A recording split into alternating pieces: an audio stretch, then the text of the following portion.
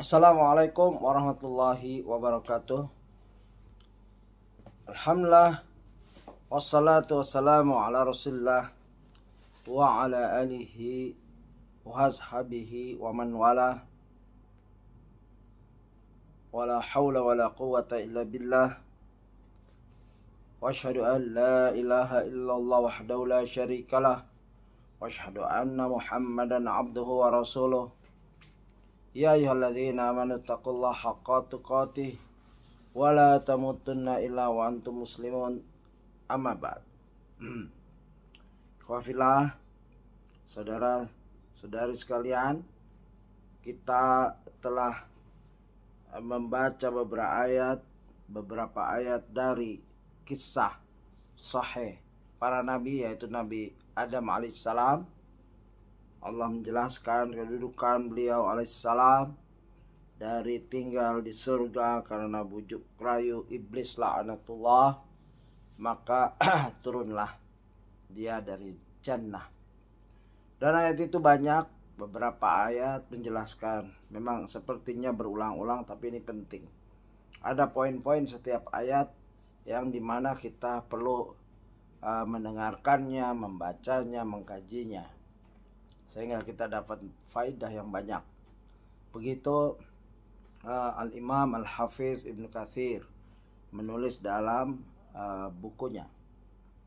Baik, kita lanjutkan di halaman 25 ini, yaitu lanjutan ayat dalam surat Shad, surat 81 sampai 88. Ini yang kajian yang ke-4, insyaallah. A'udzubillahi minasyaitonirrajim. Ila yaumil waqtil ma'lum. Qala fa bi'izzatika la'uyannahum ajma'in ila ibadaka minhumul mukhlasin. Qala fal haqqu wal haqqa aqul la amla'anna jahannama minka wa mimman tabi'aka minhum ajma'in. Qul ma as'alukum alaihi min ajri wa ma ana minal mutakallifin in huwa illa dzikrul lil alamin wa la ta'lamunna nabahu ba'da hin.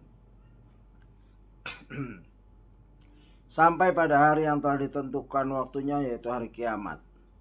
Iblis menjawab, demi kemuliaanmu, pasti aku akan menyesatkan mereka semuanya, kecuali hamba-hambamu yang terpilih di antara mereka. Allah berfirman, maka yang benar adalah sumpahku, dan hanya kebenaran itulah yang aku katakan. Sungguh aku akan memenuhi neraka jahanam dengan kamu dan orang-orang yang mengikutimu di antara mereka semuanya. Katakanlah Muhammad, aku tidak meminta imbalan sedikit pun kepadamu atas dakwahku, dan aku bukanlah termasuk orang yang mengada-ada. Al-Quran ini tidak lain hanyalah peringatan bagi seluruh alam, dan sungguh kamu akan mengetahui kebenaran beritanya, yaitu Al-Quran, setelah beberapa waktu lagi. Ya, ini dakwah, ini Al-Quran, ya, Allah perintahkan Nabi Muhammad SAW untuk menyatakan kepada kaum, ya, orang yang belum beriman, untuk beriman, dan menjelaskan beberapa ayat tentang Nabi Adam dan lain-lain. Di sini Nabi menyatakan, qul ma as'alukum alaihi min ajri wa ma ana minal mutakallifin. Ya, katakanlah Muhammad, aku tidak meminta imbalan sedikit pun kepadamu atasnya, itu atas dakwahku, dan aku bukanlah termasuk orang yang mengada-ngada. Pertama, sifat dai, ya, dalam dakwahnya menyeru manusia ke Islam, ke Al-Quran, ke Sunnah, ya, hendaknya mengikuti jejak Rasulullah semampunya, ya, tidak memberatkan mad'unya, ya, gitu. Dan yang kedua, tidak memberat-beratkan dengan mengada-ada, ya, harus begini, harus begitu, ya, tidak boleh. Apa adanya yang di Al-Quran dan hadis jelaskan. Nggak usah ditambah-tambah yang aneh-aneh. Ya, begitu. Dan sungguh kamu akan mengetahui kebenaran beritanya Al-Quran setelah beberapa waktu lagi. Ya, niscaya manusia akan tahu semuanya. Yang beriman, yang percaya, yang mengamalkan, yang menghafalkan, yang mengajarkan, yang acuh saja, yang tidak mempelajari, yang tidak tahu sama sekali, mereka akan tahu Al-Quran itu bagaimana nanti. Demikian itulah beberapa kisah mengenai Adam alaihissalam yang disebutkan secara terpisah-pisah dalam Al-Quran. Dan terkait hal itu telah penulis terangkan secara panjang lebar di dalam kitab tafsir, yaitu Tafsir Quranul Azim, dan ia merupakan buku tafsir salaf yang paling sahih. Ya, catatan kakinya begitu. Ya, Al-Imam Al-Hafidz Ibnu Katsir dalam terjemahan buku ini menjelaskan bahwa beliau telah menjelaskan ayat-ayat itu di tafsir beliau. Adapun di dalam buku sirah Nabi ini kami hanya mengemukakan beberapa hal yang terkandung dalam ayat-ayat tersebut. Dan kami, maksud di sini Ibnu Katsir, juga menjelaskan beberapa hadis Nabi yang berkaitan dengannya bersumber dari Rasulullah SAW. Dan Allah satu-satunya tempat meminta pertolongan. 2. Ada topik lain setelah penciptaan Adam. 2. Malaikat bertanya tentang hikmah penciptaan Adam. Ya. 2. Malaikat bertanya tentang hikmah penciptaan Adam. Dalam hal ini Allah Azza wa Jalla berbicara langsung dengan para malaikat seraya berfirman. Jadi Allah berbicara langsung dengan para malaikat. Ya. Lalu Allah berfirman, wa qala rabbuka lil malaikati inni ja'ilun fil ardi khalifah. Dan ingatlah ketika Rabbmu berfirman kepada para malaikat, aku hendak menjadikan khalifah di muka bumi, ya, di bumi.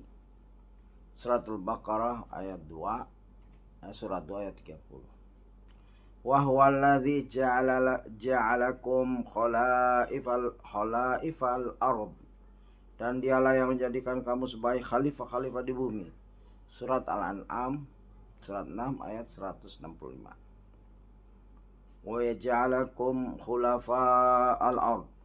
Dan menjadikan kamu manusia sebagai khalifah pemimpin di bumi. Quran surat An-Naml 27 ayat 62. Yang demikian ada catatan kaki ya di sini di ayat An-Naml surat 27 ayat 62. Yang demikian itu secara lantang menunjukkan ketidakbenaran pendapat bahwa manusia itu merupakan khalifah Allah di muka bumi, sebagaimana yang disuarakan oleh para sastrawan dan wartawan, padahal mereka tidak mempunyai dasar yang sahih atau pendapat yang dapat dijadikan sebagai sandaran. Ya, dan menjadikan kamu manusia sebagai khalifah pemimpin di bumi. Ya. Bukan khalifah Allah.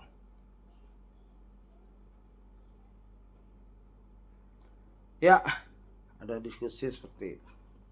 Melalui ayat-ayat tersebut, Allah Azza wa Jalla memberitahukan mengenai penciptaan Adam alaihissalam dan anak keturunannya, sebagaimana dia juga telah memberitahukan tentang suatu hal yang amat besar yang terjadi sebelum penciptaannya.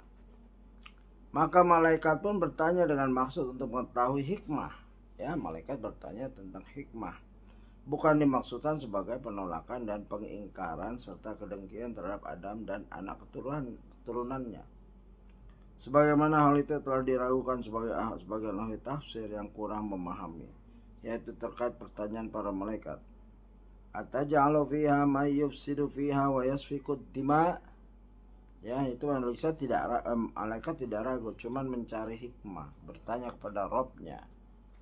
Apakah engkau hendak menjadikan orang yang merusak dan menumpahkan darah di sana? Al-Baqarah surat 2 ayat 30. Ada yang mengatakan para malaikat mengetahui hal tersebut, yaitu pengerusakan dan pembunuhan, didasarkan pada apa yang mereka saksikan dari kehidupan jin yang sebelum diciptakannya Adam, sehingga mereka mengetahui bahwa tidak ada makhluk yang diciptakan dari bumi ini melainkan akan melakukan hal tersebut. Wallahu a'lam. begitu, berdasarkan kejadian para jin katanya pernah mendahului. Begitu Ibnu Katsir mengutip. Wa nahnu nusabbihu bihamdika wa nuqaddis lak. Ya, malaikat banyak amalannya, tapi yang di Quran ini yang ditampilkan adalah sedangkan kami bertasbih memujimu dan mensucikan namamu. Al-Baqarah ya 30. Jadi sungguh indah tasbih itu. Malaikat banyak fungsinya, tugasnya dari Allah. Tapi yang paling menonjol wa nahnu nusabbihu bihamdika wa nuqaddisu lak. Ya, makanya hendak kita memperbanyak ya tasbih subhanallah walhamdulillah ya. Subhanallah alhamdulillah, subhanallah alhamdulillah. Atau ditambah kalau kita Allahu akbar. Wala haula wala quwata illa billah. Yang telah diajarkan zikir pagi subhanallah wa bihamdi. Subhanallah wa bihamdi 100 kali. Zikir petang subhanallah wa bihamdi. Dan kalimatain, 2 kalimat yang ringan ya, yang mulia di sisi Allah ya, yang ringan timbangannya, yang mudah di lisan, bagaimana di hadis terakhir Sahih Al-Bukhari ya. Subhanallah wa bihamdi, subhanallah azim, subhanallah wa bihamdi, subhanallah azim. Agar posisi kita tidak jauh-jauh sekali dibanding malaikat ya. Malaikat berzikir, menyebut, mensucikan Allah ya, begitu, bertasbih dan mensucikan Allah ya, agar kita bersih hati kita begitu. Maksudnya dari ayat tadi, maksudnya yaitu sedangkan kami para malaikat senantiasa menyembahmu dan tidak satu pun dari kami yang berbuat maksiat kepadamu. Jika tujuan dari penciptaan mereka itu supaya mereka beribadah kepadamu, maka di sini kami tidak pernah berhenti untuk beribadah kepadamu siang maupun malam. Ya, malaikat sudah beribadah siang dan malam. Kalau itu tujuan penciptaan. Ini alamu ma la ta'lamun. Allah menjawab, sungguh aku mengetahui apa yang tidak kamu ketahui. Jelas ya, Allah cukup menjawab begitu. Surah Al-Baqarah ayat 30. Artinya aku Allah lebih mengetahui kemaslahatan dan apa yang terbaik dalam penciptaan mereka yang kalian tidak mengetahuinya. Dengan kata lain, di antara mereka itu akan ada yang menjadi nabi, rasul, orang-orang siddiq, syuhada, dan orang soleh ya. Semoga kita menjadi bagian orang yang disebutkan oleh Imam Al-Hafidh Ibnu Katsir. Kalau rasul, nabi tidak, tapi orang-orang siddiq, orang yang benar, syuhada, orang yang syahid, dan orang soleh. Selanjutnya Allah Azza wa Jalla menjelaskan kelebihan Adam ya alaihissalam dalam hal ilmu, yaitu dia berfirman, wa 'allama Adam al-asma'a kullaha, dan dia ajarkan kepada Adam nama-nama benda semuanya ya. Al-Baqarah ayat 31. Adapun yang benar adalah Allah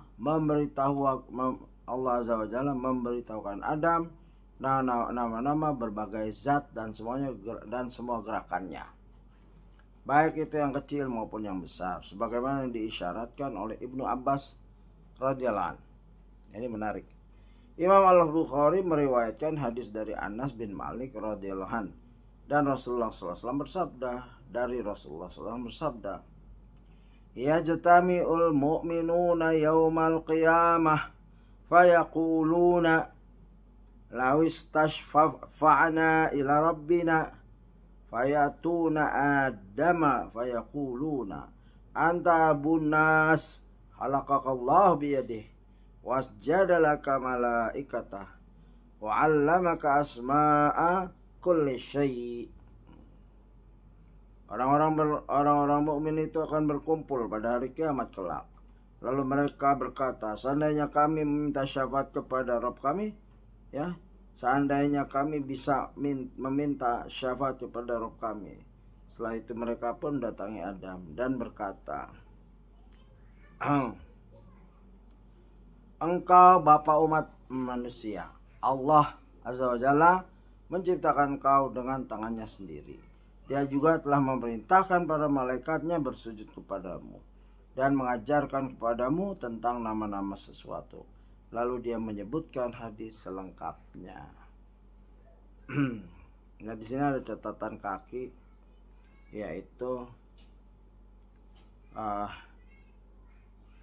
nomor 3. Catatan kaki ini di mana? Sebagaimana diisyaratkan oleh Ibnu Abbas, ya tadi ada ucapan, adapun yang benar adalah Allah Subhanahu wa taala azza wa jalla memberitahukan Adam nama-nama berbagai macam zat dan semua gerakannya, baik itu yang kecil maupun yang besar, sebagaimana yang diisyaratkan oleh Ibnu Abbas.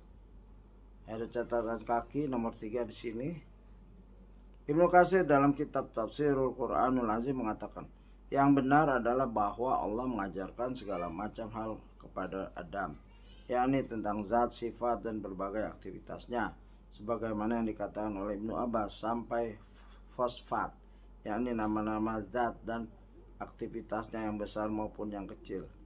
Dapat penulis katakan sanad dari apa yang diriwayatkan oleh dari Ibnu Abbas radhiyallahu anhu itu tidak sahih, hanya saja ia ditunjukkan oleh keumuman lafaz Al-Quran, wallahu a'lam. Ya sahih itu ya. Lalu ada catatan kaki 4. Di sini jelaskan catatan kaki 4. Engkau bapak umat manusia. Ya, maksudnya apa? Bapak umat manusia. Yang demikian ini merupakan dalil yang sangat kuat dan bukti yang komprehensif bahwa Adam merupakan bapak bagi seluruh umat manusia, tidak seperti yang diragukan oleh Syekh Muhammad Abduh Al-Misri, ya. Dan sangat disayangkan kesalahannya itu diikuti oleh Syekh Muhammad Rashid Ridha dalam kitab Al-Manar. Kemudian saya pernah membaca buku karya Dr. Ad-Dajjal Abdus Sabur Syahin yang berjudul Abi Adam, Kisasul Khalifatul Bainal Usturah wal Haqiqah, yang menyuarakan hal-hal membingungkan dan khurafat tersebut. Dia menyebut Adam sebagai manusia pertama, tapi bukan sebagai bapak manusia.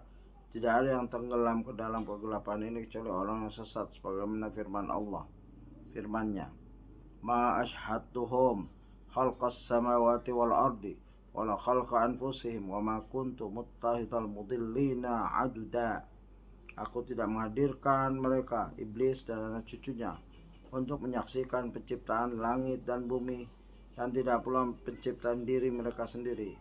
Dan aku tidak menjadikan orang yang menyesatkan itu sebagai penolong. Suratul Kahfi ayat 18, surat 18 ayat 51. Apakah orang-orang yang ragu itu menyaksikan penciptaan Adam alaihissalam sehingga mereka bisa membedakan antara al-bashar dan al-insan? Seraya mengatakan Adam ini dari kalangan manusia, namun bukan bapak dari manusia, Abul Bashar, tapi dia adalah manusia yang pertama. Sungguhnya kesesatan yang dipenuhi dengan kebodohan merupakan bentuk publikasi dari tipu daya Darwin dan para pendukungnya yang menyatakan bahwa asal manusia dari kera. Naudzubillah. Ada orang Islam mendukung teori ini, cara yang rusak. Ya begitu catatan kaki yang mungkin dari pentahqiq, yaitu Syekh Salim Hilali. Lalu ya di sini jelaskan engkau bapak umat manusia, ya kita benarkan itu. Allah Azza wa Jalla menciptakan engkau dengan tangannya sendiri. Dia juga memerintahkan para malaikatnya bersujud kepadamu dan mengajarkan kepadamu tentang nama-nama segala sesuatu. Lalu yang menyebutkan hadis lengkapnya. Ya ada hadis tadi dari hadis Bukhari. Ada catatan kaki di sini. Hadis riwayat Al-Bukhari nomor 4476 dan Muslim nomor 193. Mungkin ada perbedaan penomoran, silahkan dipelajari sendiri tentang hadis-hadisnya. Alasan penyebutan hadis ini oleh penulis buku ini yaitu Ibnu Katsir adalah hadis tersebut menunjukkan bahwa Allah Azza wa Jalla telah mengajarkan nama-nama semua makhluk ciptaannya kepada Adam. Hal itu menunjukkan bahwasanya pendapat Imam Ibnu Katsir rahimahullah seperti pendapat Al-Bukhari dalam masalah tersebut. Jadi Imam Ibnu Katsir sama pendapatnya dengan Imam Al-Bukhari karena ada hadis gitu.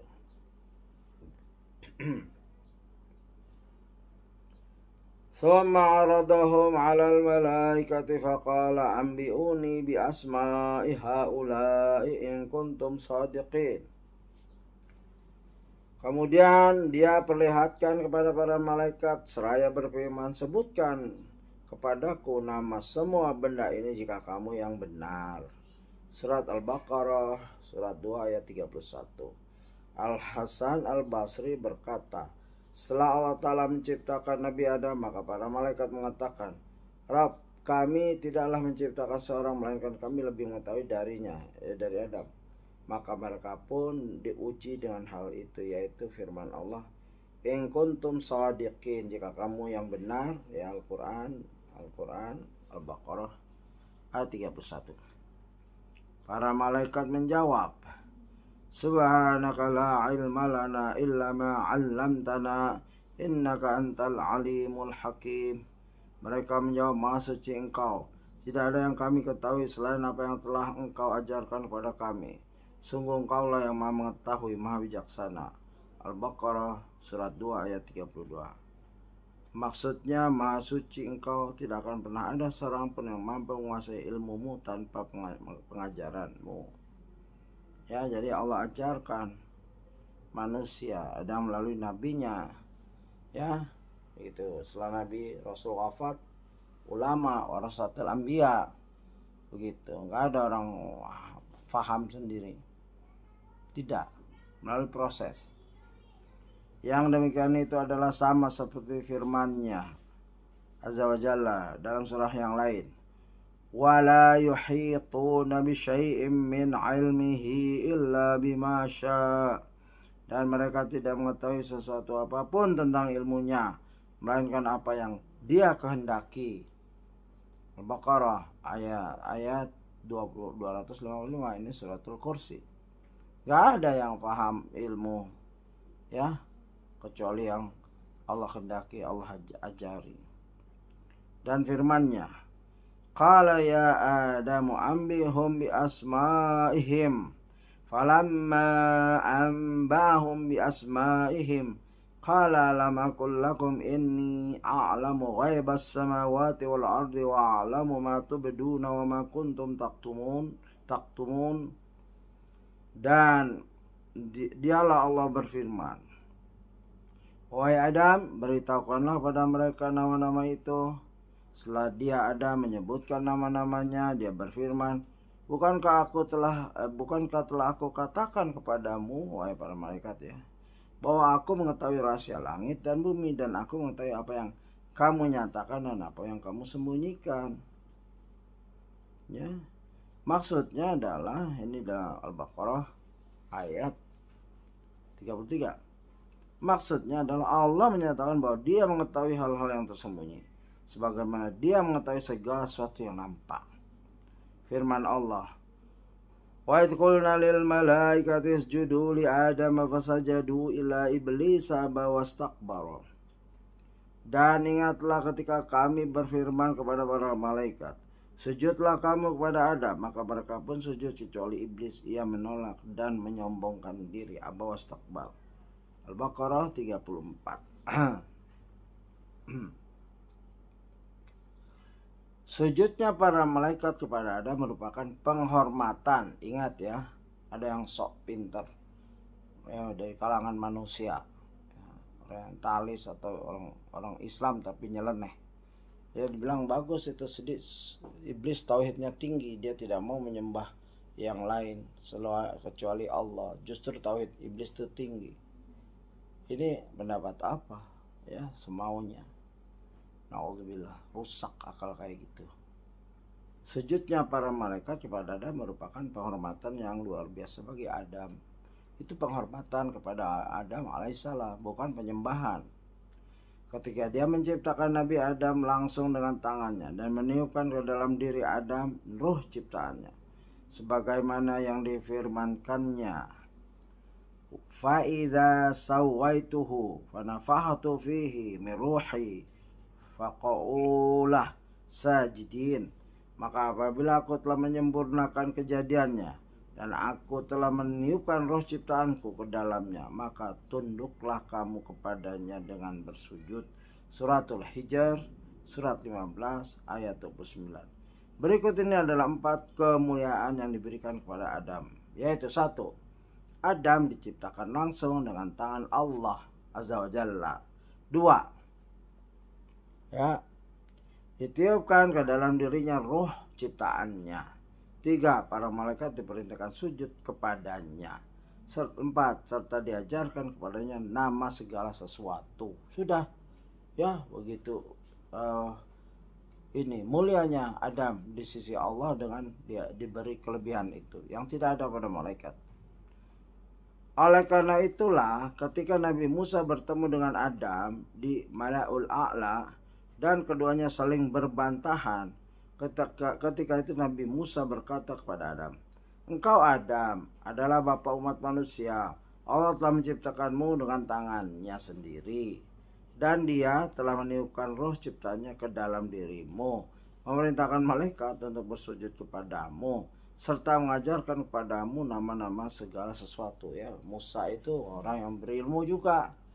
Dia berjumpa bapaknya, bapak moyangnya itu Adam, lalu bertanya seperti ini dengan ilmu. Dan seperti itu pula yang akan dikatakan oleh umat manusia kepada Nabi Adam saat mereka berkumpul di padang mahsyar pada hari kiamat kelak. Ya, pada ini hadis Syafaatul Kubra. 3. Kedengkian iblis kepada Nabi Adam. Ya, ini kita ulang-ulang ya. Al-Hafidz Ibnu Katsir mengulang-ulang agar dapat pelajaran yang detail. Dalam ayat yang lain Allah Azza wa Jalla juga berfirman, "Walaqad khalaqnakum tsumma sawwarnakum tsumma qulna lil malaikati isjudu li Adam fasajadu illa iblisa lam yakum minas sajidin. Qala ma mana'aka alla tasjuda id amartuk. Qala ana khairum minhu. Khalaqtani min nari wa khalaqtahu min tin." Ya, khalaqtani min nari wa khalaqtahu min tin. Dan sungguh kami telah menciptakan kamu, kemudian membentuk tubuhmu. Kemudian kami berfirman kepada malaikat, bersujudlah kamu kepada Adam. Maka mereka pun sujud kecuali iblis. Ia, iblis tidak termasuk mereka yang bersujud. Allah berfirman, "Apa yang menghalangimu sehingga kamu tidak bersujud kepada Adam ketika aku menyuruhmu?" Iblis menjawab, "Aku lebih baik daripada dia. Engkau ciptakan aku dari api, sedangkan dia engkau ciptakan dari tanah." Al-A'raf surat 7 ayat 11-12. Ya, iblis saja tahu dirinya diciptakan. Ada manusia tidak tahu ya dirinya diciptakan oleh siapa. Saking sesatnya. Ya, dia merasa manusia ada sendiri. Ya, dia merasa manusia dari monyet. Dia merasa ya proses alami. Iblis saja tahu dia diciptakan oleh khalaqtani, begitu. Aku diciptakan. Tahu dia juga tahu Adam diciptakan. Dia nggak menentang Adam diciptakan. Adam ada sendiri, tidak.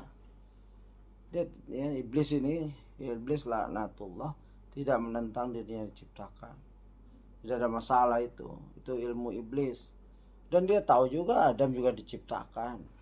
Begitu. Ada manusia tidak tahu. Al-Hasan Al-Basri mengatakan iblis melakukan perbandingan. Ya, dialah makhluk yang pertama kali melakukan perbandingan. Ya, ini kias perbandingan. Muhammad bin Sirin mengatakan, ya, makhluk yang pertama kali melakukan perbandingan adalah iblis. Matahari dan bulan itu tidak disembah melainkan dengan cara melakukan perbandingan. Kedua ungkapan di atas diceritakan oleh Ibnu Jarir. Di sini ada catatan kaki dalam kitab Jami'ul Bayan dan dinilai sahih oleh Al-Hafidz Ibnu Katsir dalam kitab Tafsirul Quranul Azim.